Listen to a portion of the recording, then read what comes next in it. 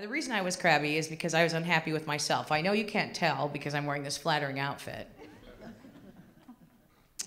Which was not a joke, but thank you.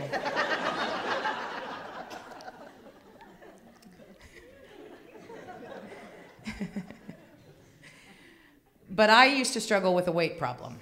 I don't struggle with it anymore. I have weight, it goes with me. It's no problem. But for the longest time, and I thought in order to be happy and successful in this world, that I had to be a very thin person. And part of that is because of the time period I was raised in.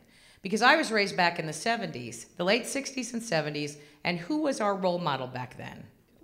Twiggy, that's right. And for those of you that have never heard of Twiggy, I think the name gives you a pretty good idea. In fact, let me give you a visual reference. If she was standing here and I was standing next to her, they'd have to call me Trunky. In fact, here we are. And all of my peers were Twiggy as well. Unbelievable. And what were we wearing back in the 70s? We were wearing hot pants and mini skirts and hip huggers and tube tops. And I could wear the tube tops. It took 3 tops to cover all my tubes.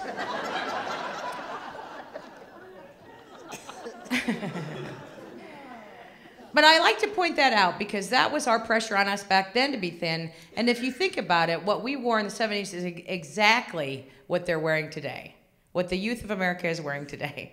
In fact, I was with my 23-year-old niece not too long ago, and I said to her, you know, I had a pair of bell-bottoms just like that when I was your age. And she said to me, these are not bell-bottoms, they are flares. I said, well, then they're in the witness protection program. Because I had the same pair.